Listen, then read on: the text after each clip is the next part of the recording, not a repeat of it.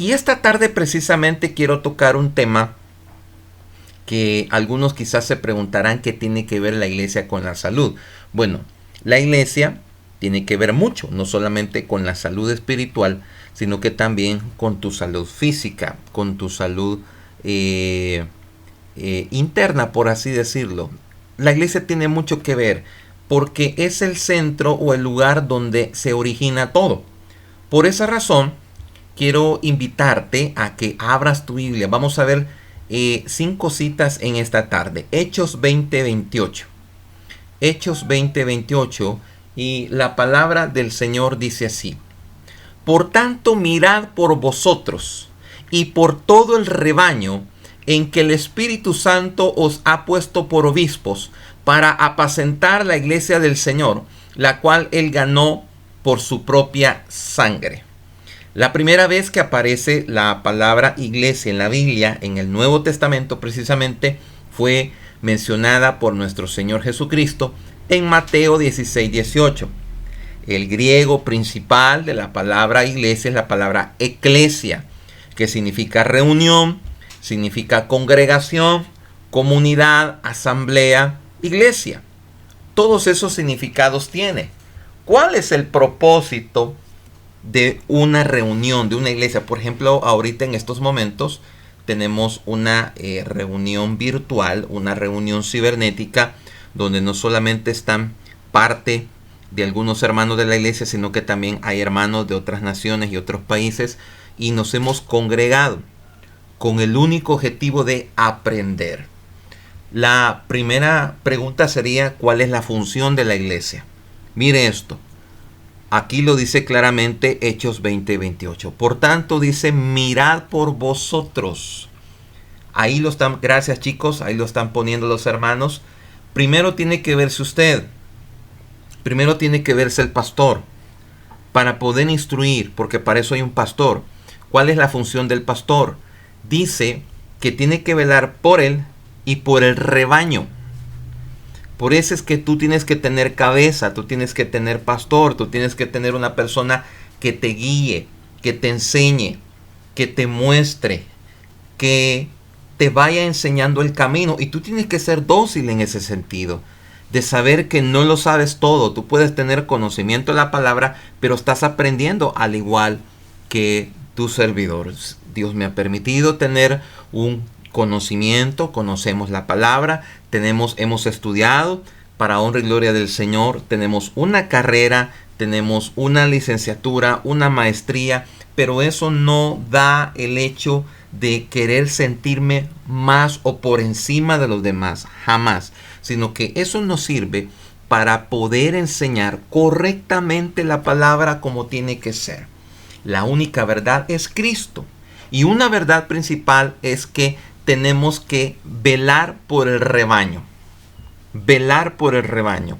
La palabra velar significa orar, significa aconsejar, significa dar buena palabra, significa que usted tiene que recibir lo que no solamente su alma necesita, sino que también lo que necesita usted como consejo para que le vaya bien en la vida. Dice que nos ha puesto por obispos. Esta es una jerarquía que la iglesia primitiva de ese tiempo puso. No se le reconocían como pastores, sino como obispos, para no crear confusión en cuanto a la Biblia dice que Cristo es el pastor de pastores. Entonces, en ese sentido, dice que el objetivo es apacentar la iglesia del Señor. Voy a hacer un pequeño cuadro comparativo entre el pastor secular con el pastor espiritual. ¿Quién es el pastor secular? El pastor secular es aquel que lleva a X o determinado tipo de rebaño, pueden ser ovejas, cabras, reses, en fin, lleva a un lugar, a un campo. Ahí este rebaño recibe sol, lo lleva a un lugar donde toman agua, donde comen, tienen pasto verde, y es similar a como lo menciona el Salmo capítulo 23. Ahí usted va a ver una simbología muy especial y preciosa del pastor. Entonces eso es lo que hace. Él está pendiente de quitarle la lana, de quitarle lo que es las pulgas y todo lo demás. Y esa es la labor que hace el pastor secular. ¿Qué es lo que hace el pastor espiritual? Precisamente lo mismo, con la diferencia que no nos metemos en la vida de las personas, porque Dios no nos ha llamado a meternos en la vida de nadie, sino que Dios nos ha llamado a apacentar. La palabra apacentar es dirigir. Por eso es que yo como pastor, mi obligación para con usted y para con mis hermanos es dirigir, dar una sugerencia. Pero quien va a tomar la decisión final es usted. ¿Por qué? Porque Dios nos ha hecho seres pensantes.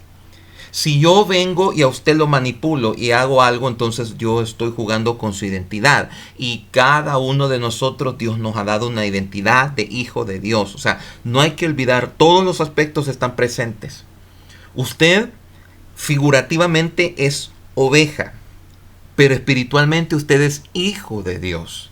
Usted decide en base a la palabra, que es la voluntad de Dios, decide en base al Espíritu Santo. Por ejemplo, hoy en la mañana, casi al mediodía, me hablaba un hermano por algo que él está haciendo y me dice, pastor, tatatas.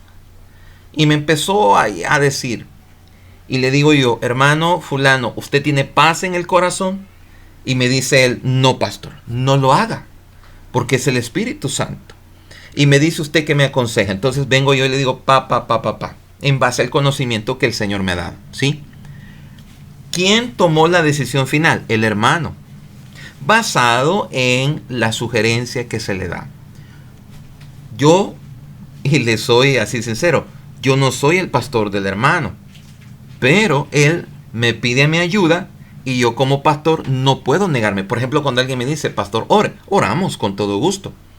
Pero recuerda que tú tienes que tener una cabeza, un pastor, o puede ser en algunos casos una pastora, porque en Gálatas 3:28 ahí se rompieron todos los géneros, ¿sí?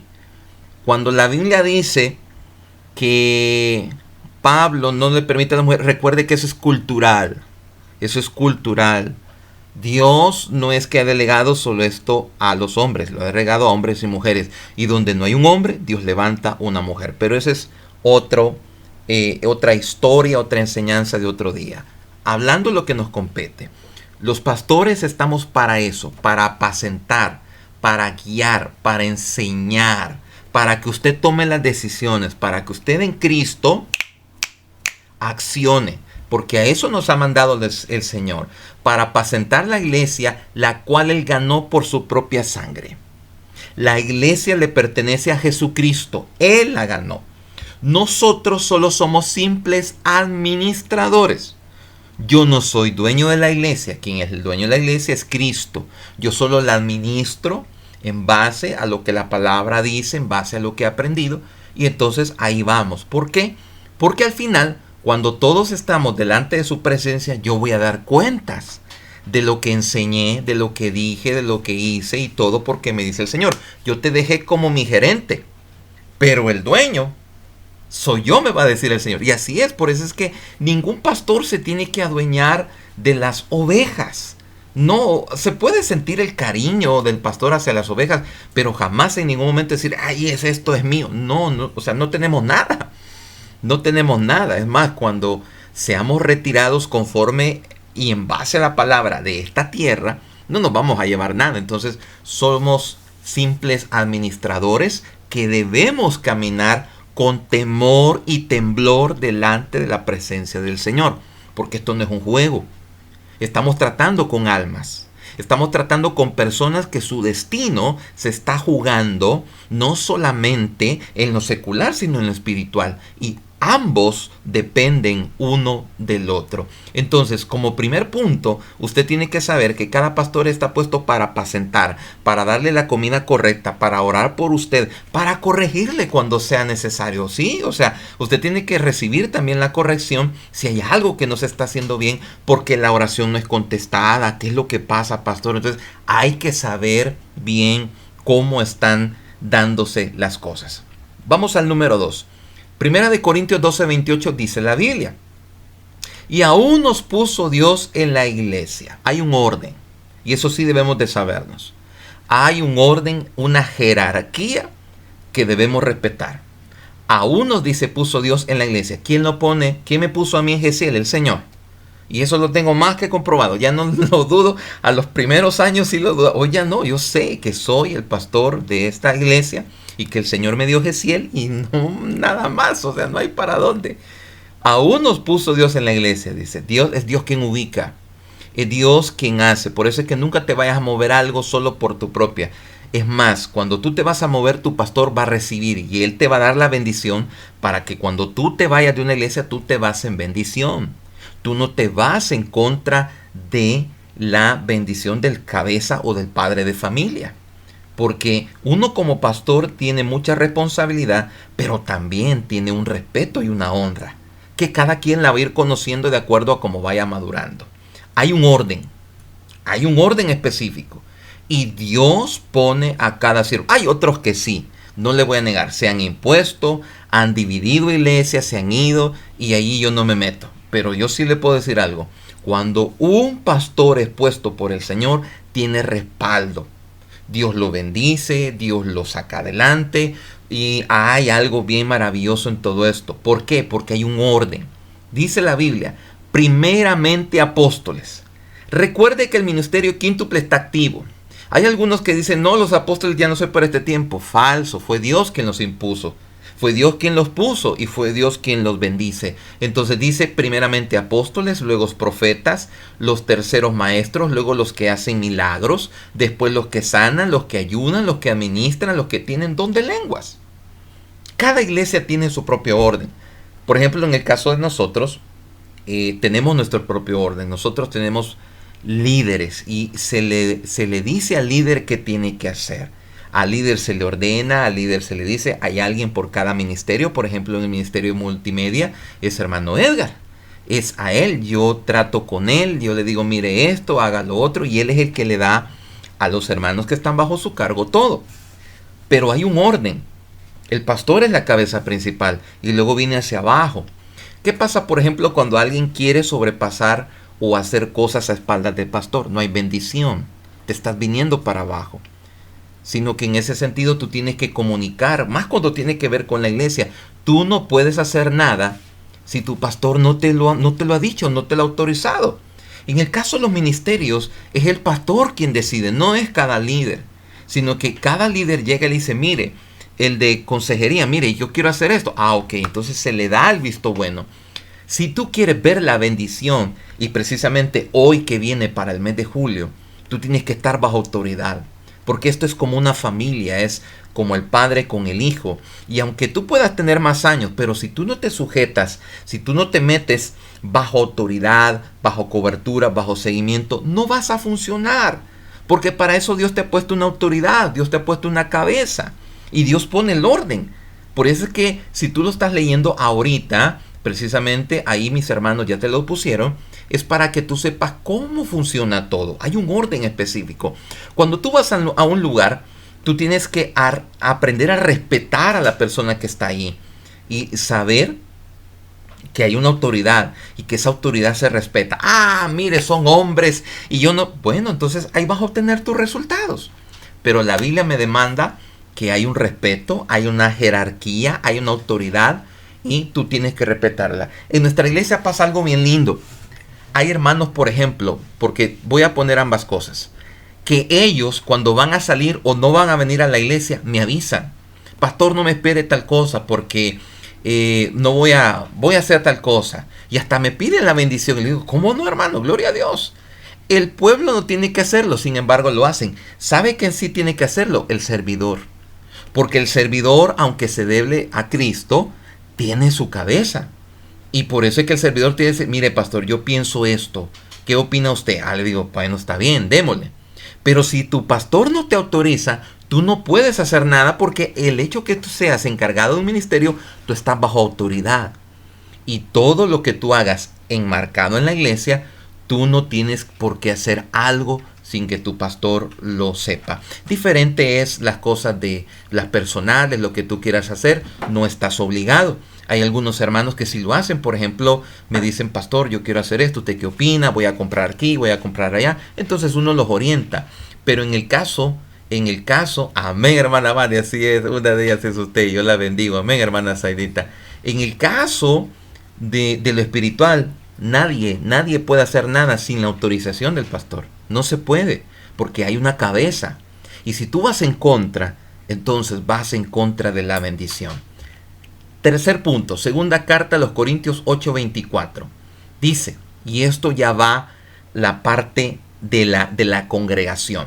Segunda de Corintios 8:24 dice, mostrad pues para con ellos ante las iglesias la prueba de vuestro amor y de nuestro gloriarnos respecto a vosotros.